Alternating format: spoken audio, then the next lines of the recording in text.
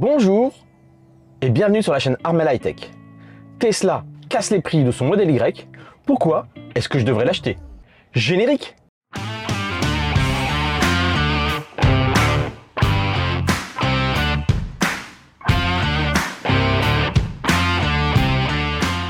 Bonjour et bienvenue sur la chaîne Armel High Tech. Aujourd'hui, une toute nouvelle vidéo qui n'était pas prévue. Elon Musk et Tesla ont l'habitude de nous prendre un petit peu au dépourvu. Et même si on évoquait depuis quelques jours, voire quelques semaines, la possibilité de la sortie d'une version propulsion du modèle Y, à partir du moment où on a appris que BYD allait fournir à Tesla ses batteries Bled LFP en pack structurel. On sait tous que l'usine de Berlin est équipée pour fabriquer des modèles Y en pack structurel, qu'ils ont commencé à faire des packs structurels, des batteries 4680 et notamment des long range. Et voilà, la nouvelle a commencé à circuler.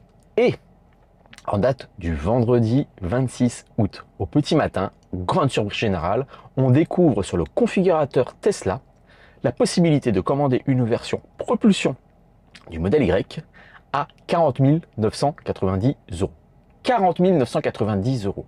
Un prix agressif, car cela met, je vous mets ça tout de suite, donc ça nous met le modèle Y, comme vous le voyez, donc à 40 990 €, et avec une différence de tarif de près de 15 000 € avec le modèle long range, de 20 000 € avec le modèle performance. On nous annonce un modèle Y avec une autonomie WLTP estimée, c'est assez important, de 455 km, une vitesse maximale de 217 km/h et un 0 à 100 de 6 secondes 9. Ce qui reste, somme toute, globalement pas mal pour un SUV, mais voilà, je pense que, comme certains le disent, on est face à la Tesla la plus lente pour l'instant proposée par Tesla. Livraison prévue, décembre 2022, février 2023.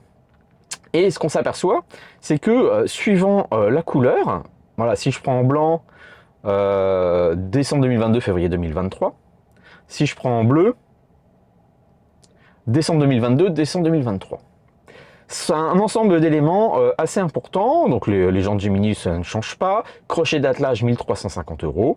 On peut choisir en blanc, en noir. Et il n'y a que la version 5 places de disponible. Donc toit panoramique, écran central, bien sûr le chargeur sans fil, l'intérieur 100% vegan, les commandes de climatisation avancées. Et l'élément assez important, c'est que cette version, on va dire standard, contrairement à la modèle 3, vient avec le système audio haut de gamme, donc les 13 haut-parleurs, le caisson de basse et les 2 sons amplificateurs, donc plus que ce que j'ai sur ma Tesla.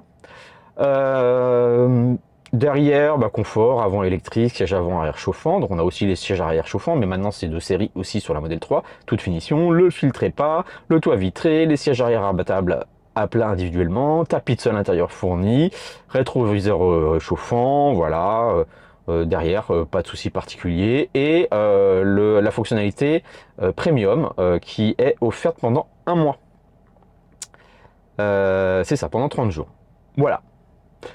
Chose étonnante par contre, c'est si on prend, parce qu'on peut avoir, on peut commander un wall connector d'ailleurs quand on commande la voiture, l'autopilote et le FSD bien sûr, mais si on prend le crochet d'attelage, on remarque que c'est la seule chose qui fait avancer le délai de livraison. Là on se retrouve entre novembre et janvier. Bon. Et donc, certains s'attendaient à ce que ce modèle Y version propulsion vienne de Berlin, et certains éléments semblent nous indiquer que ce serait plutôt de Shanghai. Pourquoi? Déjà les couleurs, comme je viens de vous le montrer, quelle que soit la couleur que l'on prend, on est en fourniture sur les mêmes délais. Or, on sait que pour l'instant Berlin ne produit que du blanc et du noir. Donc ça laisse supposer que cela viendrait de Shanghai. Ensuite, autre élément, c'est qu'ils nous mettent un WLTP estimé à 455 km. Or, on a vu apparaître l'homologation du modèle Y avec la batterie donc de BYD en Bled d'origine Berlin, qui elle est en autonomie WLTP homologuée. Bon, donc tout semble dire, si vous avez regardé la vidéo de Charles de Tesla Geek, tout semble plutôt dire que ça vient de Shanghai. Sauf que moi, un peu par curiosité, j'ai appelé un Tesla Advisor sur Rennes, on a discuté un petit peu ensemble, et il me dit, pas forcément, on n'a pas d'informations particulières, mais par exemple, aujourd'hui, certains Y long range livrés en France peuvent venir de Berlin. Et donc il semblait dire peut-être qu'on va avoir certaines propulsions qui viendront de Shanghai, notamment les couleurs aujourd'hui qui ne sont pas faites, hein, parce que le rouge, le gris, le bleu ne sont pas encore dans le paint shop de Berlin. Et par contre, peut-être que des blancs et des noirs pourraient être de Berlin. Et cette histoire de WLTP, hein, Charles en parle bien, peut-être qu'ils mettent juste estimé, parce que si elle vient de Berlin ou si elle vient de Shanghai, Shanghai elle n'est pas encore homologuée WLTP ici, donc ils mettent juste une estimation, mais ça ne les empêcherait pas de fournir quelques Y propulsions de Berlin, parce que de toute façon, ils n'indiquent rien en termes d'homologation WL. Bon, voilà. Donc il y a un petit mystère là-dessus. On en revient donc au thème de la vidéo, mais pourquoi je pourrais acheter ce modèle Y? Alors déjà, l'équipement. L'équipement, aujourd'hui, ma Tesla Model 3 SR Plus de 2021, il y a des équipements supplémentaires sur ce modèle Y. Alors déjà, les vitres fumées de série, il y a le cache-bagage maintenant dessus. On est sur un volume de chargement mais gigantesque par rapport à la Tesla Model 3. Je vous remettrai des vidéos que j'ai faites. Hein, j'ai déjà essayé le long range, le perf, j'avais été découvrir le modèle Y quand il était arrivé en France l'été dernier.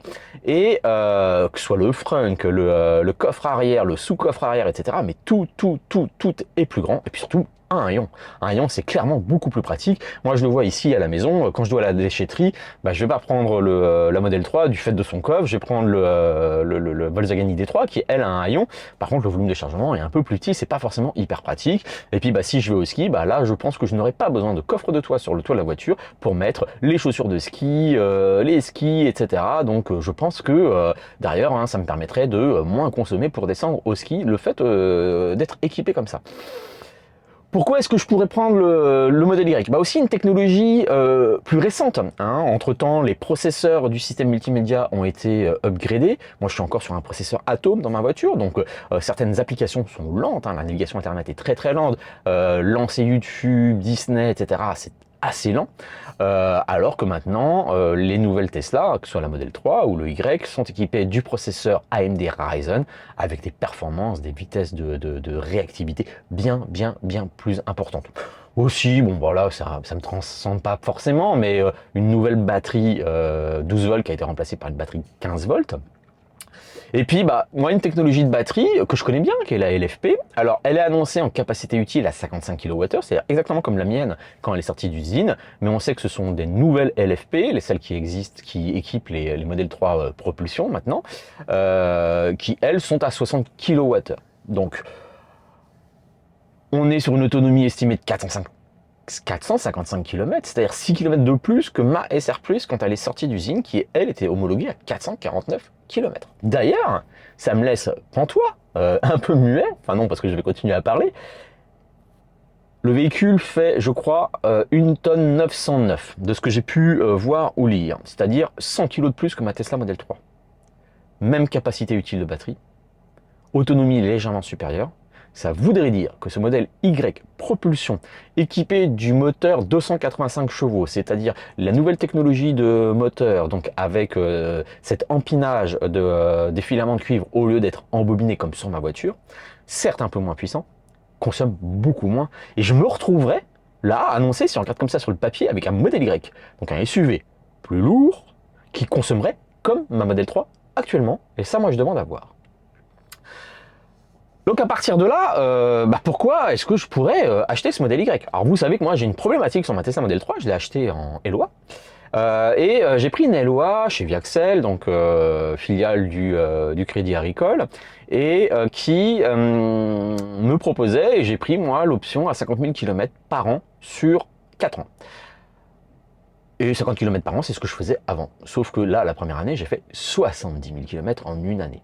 Et je pense pas que ça va forcément diminuer. Donc je me retrouve à exploser mon kilométrage autorisé sur ma LOA de 20 000 km par an. 20 000 km par an, à 10 centimes la pénalité, ça me coûte 2 000 euros. 2 000 euros de pénalité par an. Sur 4 ans, 8 000 euros. Ça commence à faire cher. La solution serait de racheter par anticipation ma LOA. Pourquoi pas? qu'est-ce qui me ferait acheter ce modèle Y propulsion? Alors déjà, ce prix qui est hyper agressif, on est plusieurs à en avoir parlé. Alors certains, comme Charles Tesla Geek, pensent, et je pense qu'il n'a pas tort, que c'est une offre de lancement pour faire vendre le modèle Y long range, peut-être pour obtenir des performances financières en fin d'année meilleures. On sait qu'aujourd'hui Tesla a un gros retard sur la production Model 3, les délais de livraison sont très longs, et peut-être, et ça c'est Xavier qui en parlait dans sa dernière vidéo aussi, en réaction à cette annonce de cette version propulsion et de son tarif, c'est peut-être aussi pour inciter certaines personnes qui ont commandé une Model 3 et qui sont en attente de livraison, de se dire bah, basculez sur le modèle Y, regardez, il est pas mal, peut-être dans vos bourses, et vous l'auriez peut-être plus rapidement. Voilà, donc c'est possible. Mais ça sous-tendrait que ce tarif ne durerait pas peut-être. Derrière, on sait qu'on a un marché de l'occasion aujourd'hui sur le Model 3, du fait des retards de livraison sur la Model 3, on a un marché de l'occasion qui est très élevé. Hein. Moi-même, j'ai fait faire une évaluation de ma voiture. Aujourd'hui, je pourrais la revendre plus cher que ce que je ne l'ai acheté. Je l'ai acheté, donc elle était à 44 500 euros. J'ai eu 7 000 euros, moi, à l'époque, de prime de l'État, donc elle m'a coûté 37 500 euros. Aujourd'hui, je pourrais la vendre 1 000 à 2 000 euros plus cher que ce que je ne l'ai acheté réellement. Ça fait réfléchir. Ensuite, Elon Musk a annoncé fin juillet qu'il était possible pour lui, envisageable, que sans doute les tarifs de ces voitures puissent commencer à diminuer début d'année prochaine. En effet, il pense que l'inflation va commencer à se réduire et diminuer. Il trouve qu'aujourd'hui, les tarifs de vente de ces voitures ne sont pas satisfaisants, voire même beaucoup trop élevés, mais ils ont dû le faire du fait des augmentations de l'inflation et de la disponibilité des matières premières. Mais il estime que cette inflation va diminuer en début d'année prochaine et que ça leur permettra de diminuer les tarifs. Donc, vraisemblablement, on va avoir une correction sur ce marché d'occasion. Et aujourd'hui, on est sur, sur un timing où c'est presque rentable pour moi de revendre ma Model 3. Donc, pourquoi je pourrais acheter ce modèle Y? Alors comme je vous l'ai dit, les avantages quand même, c'est le volume de chargement, etc. Les inconvénients de ce modèle Y, c'est un SUV. Donc un SUV, c'est moins efficient, etc. Mais bon, le SUV, pour en avoir eu, moi, par le passé, j'ai eu un BMW X1, j'ai eu un 4x4, un Land Rover Discovery Sport, etc. C'est vrai que la position de conduite est quand même assez confortable au quotidien. Moi, j'ai déjà essayé le modèle Y. C'est vrai qu'on est assis plus haut. On a une position de conduite un petit peu plus assise, moins allongée. Pour les passagers, notamment les passagers arrière, la position de conduite est beaucoup plus confortable, parce que du fait qu'on est obligé d'allonger les jambes, les cuisses ne reposent pas complètement sur les sièges, alors que sur le modèle Y, on a pour les longs trajets pour les passagers arrière, c'est quand même beaucoup plus intéressant. Alors, quelle configuration je prendrais?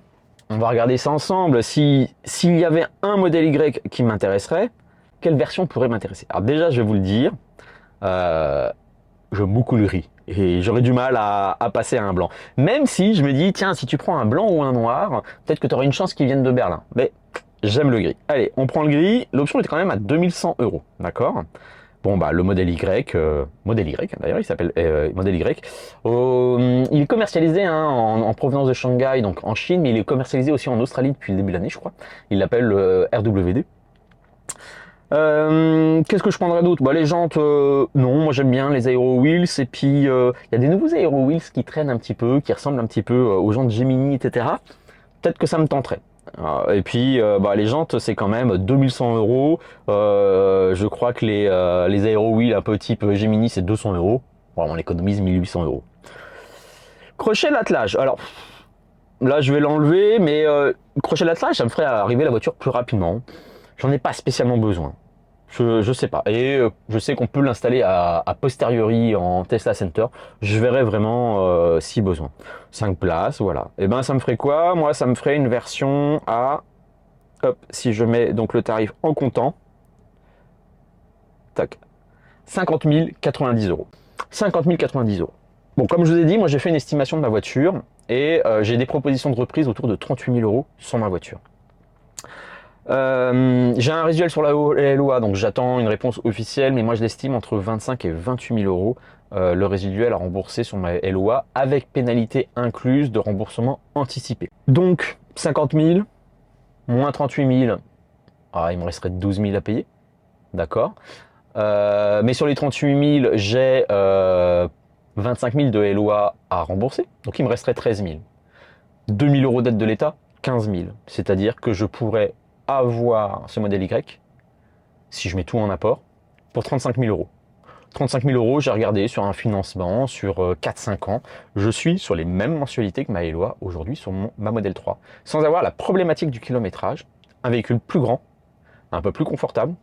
Alors ce que je ne sais pas, c'est en termes de rigidité de châssis, de suspension, s'il est plutôt ferme comme le LR ou plus agréable comme le Perf. Il vient de Chine, je parierais plutôt sur de la fermeté. On verra bien. Je partirai là sur les mêmes remboursements et pour un véhicule qui vaut 10 000 euros, enfin ouais, 6 000 euros de plus, hein, parce que ma Model 3 était en catalogue à 44 000, là je suis à 50 000 euros, pour un véhicule à 6 000 euros de plus récent, un peu plus de technologie, etc. Plus grand et compagnie. Qu'est-ce que je fais? Eh bien je dois vous avouer que je suis déjà passé à l'acte et j'ai commandé le vendredi 26 au soir, j'ai réservé un modèle Y, même configuration. Et je l'ai fait avec l'application, je vous le montre tout de suite. C'est simple comme chou. Donc, on va sur l'application, on va sur son profil, on va sur commander. C'est dingue de commander une voiture avec un téléphone. Modèle Y, voilà, bah, j'avais fait ma configuration comme je viens de vous le montrer. Excusez-moi, je bois un petit peu. En gris, Aero Wheels, je mets pas de jantes, pas de crochet d'attelage, intérieur noir. Et ensuite, bah, qu'est-ce qu'il y a à faire? Eh ben, il y a juste à cliquer sur procéder au paiement. Bim! Donc on a un résumé de la configuration. On choisit les solutions de financement. J'ai préféré partir en comptant et moi je dirais avec ma banque pour faire l'appoint de financement. On clique sur commander et on va passer au paiement. Et puis bah, le paiement, bah, je suis sur un smartphone, sur un iPhone. Allez, on paye en Apple Pay. On paye en Apple Pay. Et voilà, la voiture est commandée. C'est bêtement et aussi simple que ça. Donc qu'est-ce que j'ai fait? J'ai quand même été sur le site Tesla et j'ai fait faire une estimation de reprise de la voiture. Alors au début j'avais fait une estimation de reprise de la voiture en mettant le kilométrage actuel de la voiture. Et il me proposait 39 000 euros. Intéressant. Mais en lisant les petites lignes derrière, c'est au moment de la livraison, j'ai le droit qu'à un delta de 4000 km par rapport à cet estimatif. Sauf que là on est en août, la voiture c'est entre décembre et février. Moi je fais 6000 km par mois, la voiture elle fera ça sans doute 110, 120 000 km à la livraison quoi. Donc je rappelle le Tesla Advisor, il me dit oui en effet, il me fait bah, faites plutôt un estimatif de reprise en mettant votre kilométrage que vous estimez à ce moment-là. De toute façon on réajustera au moment donné. Donc je refais cette estimation et là on me propose 35 000 euros. Voilà. Donc j'ai validé moi une reprise de 35 000 euros et cette reprise je peux l'annuler quand je veux. Donc ça se trouve je la vendrai par un autre biais. Peut-être par des systèmes comme Ivero Marketing ou à l'un d'entre vous si ça vous intéresse ou en occasion à une personne intéressée. Et dès que j'aurai un peu plus de précision sur le délai de livraison, je commencerai à m'atteler à la reprise et à la vente de ma Model 3. Et puis bah ensuite, on a juste à renseigner les renseignements pour la carte grise, adresse et compagnie. Si on valide le financement en comptant. Et puis bah voilà, dossier est fait. J'ai plus qu'à attendre mon modèle Y. Et donc pour toutes ces raisons, en effet, j'ai commandé un Tesla Model Y propulsion, batterie 55 kWh en version grise. Livraison au mieux fin d'année, début d'année prochaine. Voilà. J'espère que j'ai pu répondre aux interrogations que certains se posent. J'ai été nombreux à me contacter sur Instagram parce que sur Instagram, j'ai dévoilé le poteau rose dès le vendredi 26 au soir. Et plusieurs me disent, bah tiens Armel, t'as pris quelle config, j'hésite, etc. Et en fait, on s'aperçoit que beaucoup de personnes en fait ont passé le cap, soit ont switché leur commande de modèle 3, soit revendent leur modèle 3 pour prendre un modèle Y. Et certains même qui avaient commandé un modèle Y long range se disent, bah tiens, je vais plutôt partir sur le propulsion. Voilà, mais écoutez, j'espère que cette vidéo vous aura servi, vous aura renseigné. Je vais continuer à rouler en Tesla et vraisemblablement en modèle Y dans quelques mois. Merci d'avoir regardé cette vidéo et à bientôt sur la chaîne Armel High Tech.